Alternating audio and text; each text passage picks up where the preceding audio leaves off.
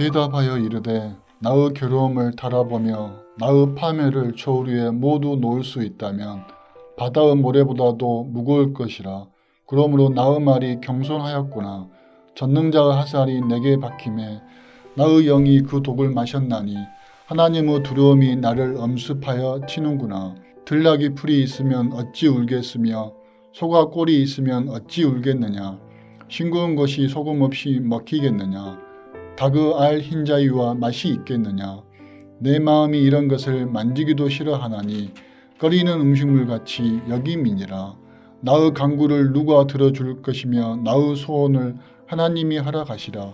이는 곧 나를 멸하시기를 기뻐하사 하나님의 그 손을 들어 나를 끊어 버리실 것이라. 그러할지라도 내가 오히려 위로를 받고 그칠 줄 모르는 고통 가운데서도 기뻐하는 것은 내가 거룩하신 이의 말씀을 거역하지 아니하였음이라. 내가 무슨 기력이 있기에 기다리겠느냐. 내 마지막이 어떠하겠기에 그저 참겠느냐. 나의 기력이 어찌 돌의 기력이겠느냐. 나의 살이 어찌 노쇠느냐. 나의 도움이 내 속에 없지 아니하냐. 나의 능력이 내게서 쫓겨나지 아니하였느냐.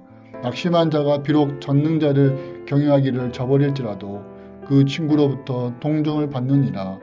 내 형제들은 겨울과 같이 변덕스럽고 그들은 겨울의 물살과 같이 지나가누나 얼음이 녹으면 물이 감아지며 눈이 그 속에 감추어질지라도 따뜻하면 마르고 더우면 그 자리에서 아주 없어지나니 대상들은 그들의 길을 벗어나서 삭막한 들에 들어가 멸망하느니라.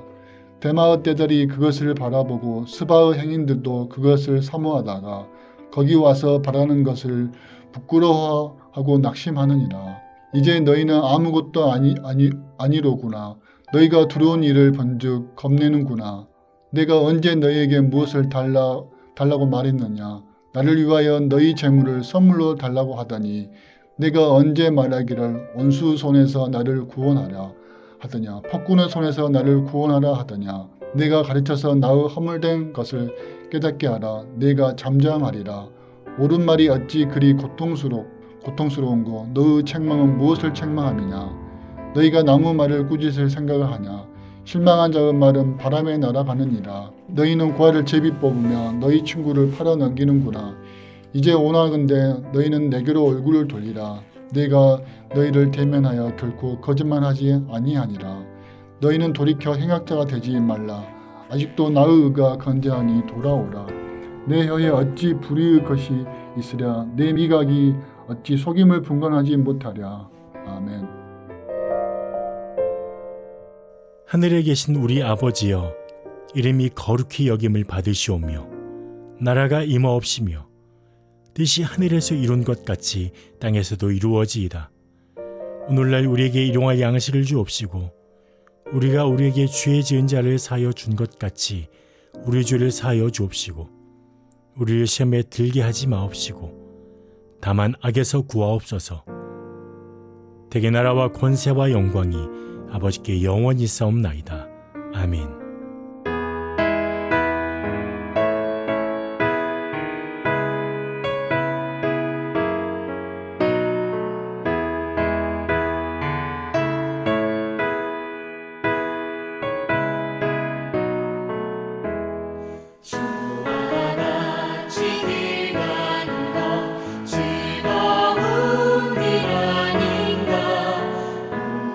주님 걸어가신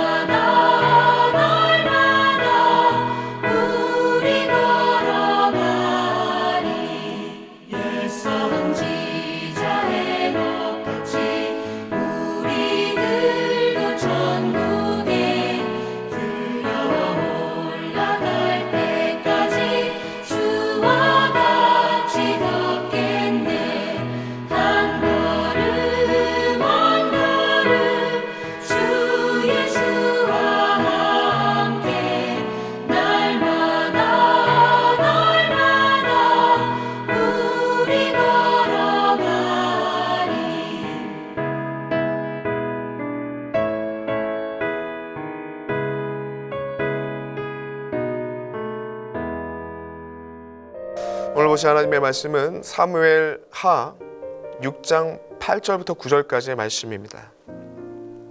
구약성경 471페이지에 있습니다. 여호와께서 우사를 치심으로 다윗이 분하여 그곳을 베레스 우사라 부르니 그 이름이 오늘날까지 이르니라. 다윗이 그날에 여호와를 두려워하여 이르되 여호와의 궤가 어찌 내게로 오리요 하고. 어떤 나라에든 새로운 정권이 들어서면 나라를 이끌 지도자가 첫 행보를 보이는 그 첫 행보에 집중하게 되어 있습니다. 그 첫 행보를 통하여서 국정의 철학과 향후의 정권의 방향이 그 첫 행보에 담겨져 있기 때문에 굉장히 중요하게 여깁니다. 우리가 지난 대통령 중에 김영삼 대통령이 있지 않습니까? 30년 가까이 군부 정권에 있다가 이제는 다시 일반 국민에게 그 정권이 돌아왔음을 상징하면서 글월문 백성 민자를 써가지고 문민정부라고 우리는 불렀습니다. 스스로 그렇게 칭하였고 우리가 그렇게 불렀다는 것입니다. 김대중 대통령 때는 뭐라고 불렀냐면 국민이 주인되는 정부라는 의미에서 국민의 정부라고 명칭을 하고 그렇게 국정 운영을 해 나아갔습니다. 노무현 정부 때도 마찬가지로 참여정부라 이름 짓고 국민과의 소통을 중요시하는 그러한 국정 운영을 했습니다. 문재인 정부는 특별한 명칭이 없었으나 소득 주도 성장, 공정경제, 혁신 성장이라는 이 3대 성장 계획을 가지고 국정을 운영했던 것으로 기억합니다. 다윗도 이스라엘의 통합 왕이 되고 난 다음에 주변의 급한 문제들을 정리합니다. 그리고 나서 본격적으로 통합의 이스라엘의 왕으로서 등극하면서 첫 번째 어떻게 보면 정치적인 행보를 갖게 되는데 그것이 오늘 본문이 얘기하고 있는 법궤를 이스라엘의 중심부로 옮기겠다라는 내용이었습니다. 이것을 통해서 다윗이 갖고 있는 생각과 다윗이 앞으로 국정 운영을 어떻게 해야 되는지 어떤 가치로 이 나라를 이끌 것인지에 대해서 담겨져 있는 것이 이 법궤를 중심으로 가져오겠다라는 이 선언에 담겨 있다는 것입니다. 그것이 오늘 6장에 나와 있는 법궤를 옮기는 그 내용입니다. 1절을 보시면 다윗이 이스라엘의 대표 3만을 모이게 합니다. 이것은 뭐냐면 여기서 다시 모으고라고 표현되고 있는데 1절을 보시면 그러니까 앞전에 전쟁 때 급한 전쟁이 얼마나 급합니까? 나라의 운명을 좌지우지하는 그 전쟁의 상황 가운데 모았다가 이제 다시금 3만 명 민족의 대표들을 모으고 있다라는 표현입니다. 그것은 다시 말해서 여기서부터 다윗이 어디에 가치를 두고 있는지에 대해서 나타나고 있는 것입니다. 전쟁만큼이나 전쟁보다 어떻게 보면 더 중요한 일로 이 법궤를 이스라엘의 중심부로 갖고 오는 일로 삼고 있다라는 것이 1절부터 나타나고 있는 것입니다. 그리고 또 2절을 보시면요. 바알레 유다라고 표현되고 있는데 이곳에 법궤가 있다고 표현되어 있는데 이것은 사무엘상 7장의 표현으로 바꾸자면 기랏 여아림 옛날 명칭입니다. 그것이 바레알 유다라는 지명을 쓰고 있는데 이것은 원래는 길랏 여아림이었는데 가나안 정복 때 그 기브온이 이 지역을 바알라라는 그 지명으로 불렀습니다. 그 지역을 유대 지파가 정복하면서 바알레 유다라는 호칭으로 지역을 부르게 됐다는 것입니다. 그러므로 길랏 여아림 7장에 사무엘상 7장에 나와 있는 그 지명과 동일한 지역이라는 것을 기억해 주시고 예루살렘부터 15km 정도 떨어진 거리에 있다라는 것입니다. 그리고 이 법궤가 있게 된 기간, 그곳에 있게 된 기간이 무려 한 70년 정도가 된다고 합니다. 이 어리석은 엘리의 아들들이 전쟁에 잘못 법궤를 사용하면서부터 사울의 40년 통치 기간 동안에 여기에 방치되어 있었다는 것이죠. 다윗이 이제 통합의 왕이 되면서 본격적으로 다윗의 통치가 시작되는 그 시점까지 계산해 보면 한 70년 동안 법궤가 이스라엘의 중심 밖으로, 관심 밖으로 밀려나 있었다라는 것이 오늘 2절의 내용이라는 것이죠. 법궤가 하나님의 임재의 상징이며 언약의 상징이며 그리고 믿는 자의 삶의 중심에 하나님의 말씀이 놓여져 있다라는 이 상징적인 의미를 가진다는 점에서 법궤가 70년 동안 관심 밖에 놓여 있다는 것은 이스라엘 백성 전체의 영적인 상태가 어떠한지를 단적으로 보여주는 모습이라고 말할 수 있습니다. 이런 상황에서 이러한 내용들을 알고 있던 이 다윗은 통합의 왕으로서 정말 중요한 첫 번째 정책적인 일들의 행보를 이 법궤를 다시금 이스라엘의 중심부로 가져오고 이 법궤가 가지고 있는 상징적인 의미가 이스라엘 모든 백성들에게 다시금 삶의 중심으로 두길 원했다는 것이죠.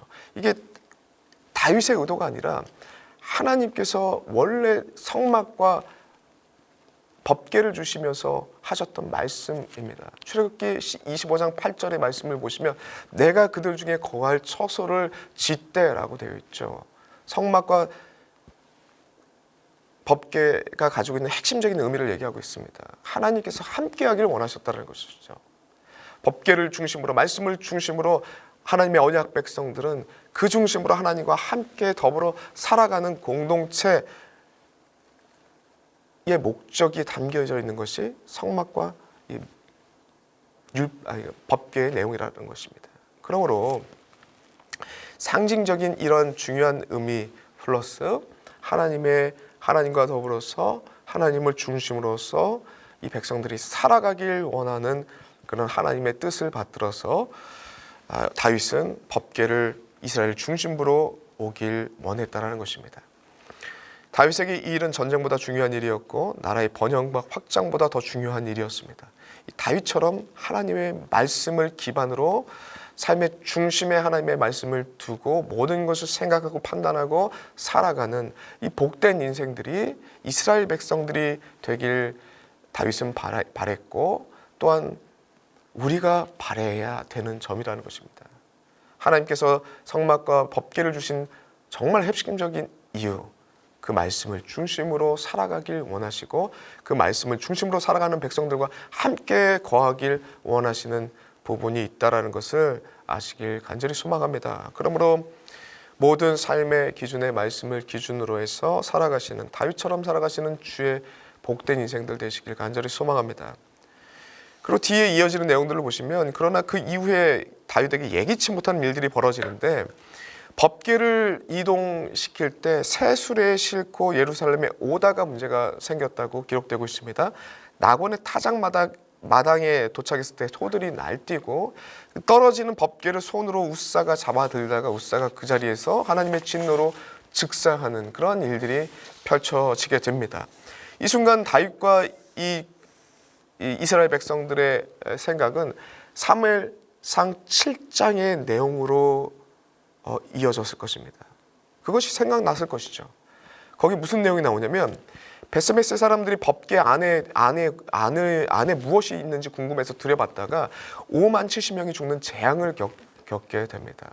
바로 이 웃사의 하나님의 진노로 즉사하는 이 일이 바로 이 일들과 연결되는 재앙으로 연결되는 일로 펼쳐질까 이스라엘 백성들은 긴장하며 이 상황들을 지켜볼 수밖에 없었다라는 것이죠.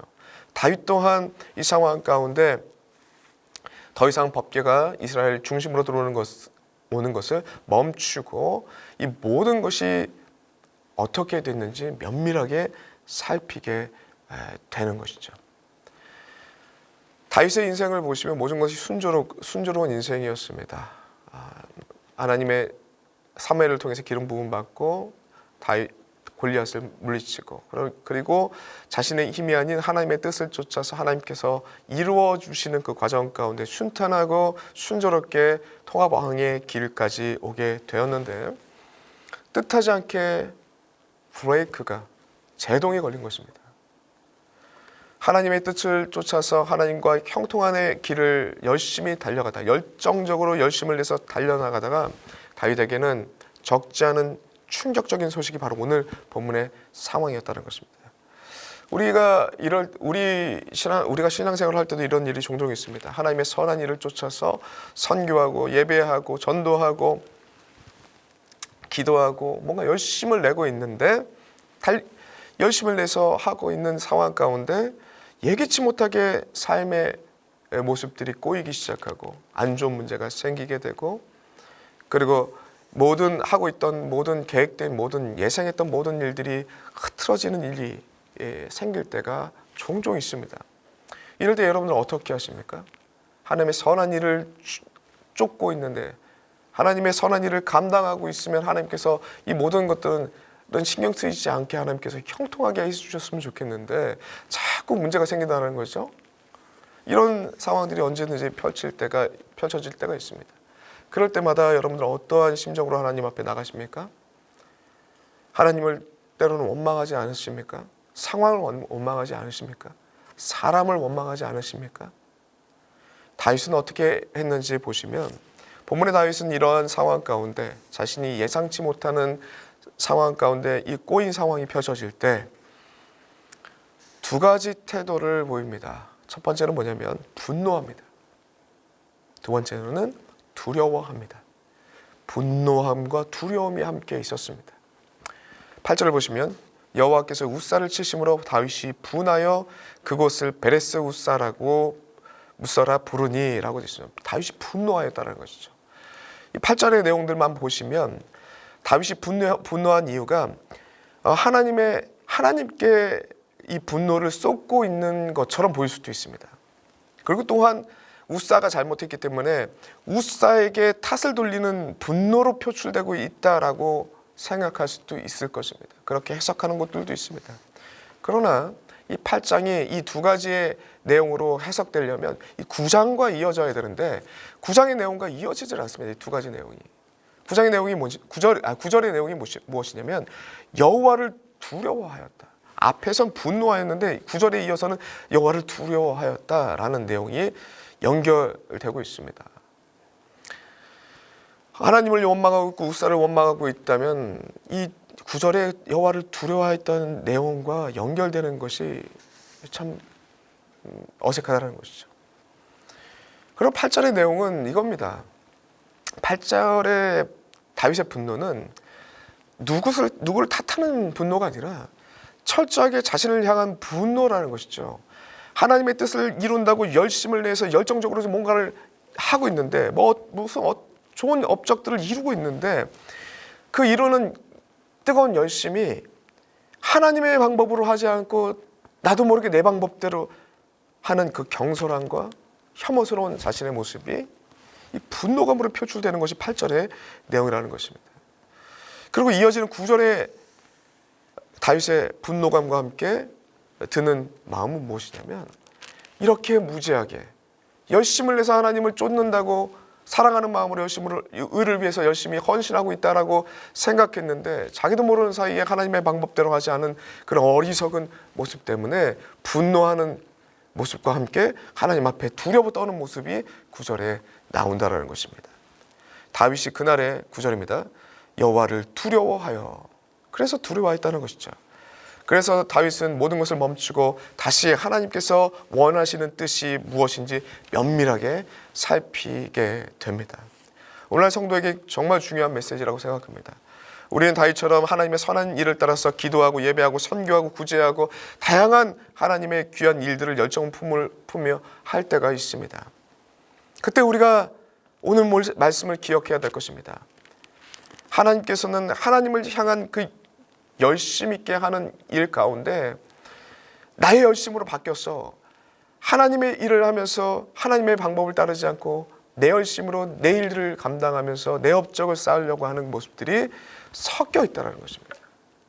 그럼 오늘 본문 말씀을 항상 기억하고 하나님의 귀하신 열정을 가지고 뛸 때 하나님의 일들에 있어서 자기의 예상과 다르게 꼬이고 멈추는 일들이 생긴다면 다윗처럼 멈춰서서 면밀하게 하나님의 원하시는 뜻을 다시 한번 살피는 그 지혜가 있어야 될 것입니다.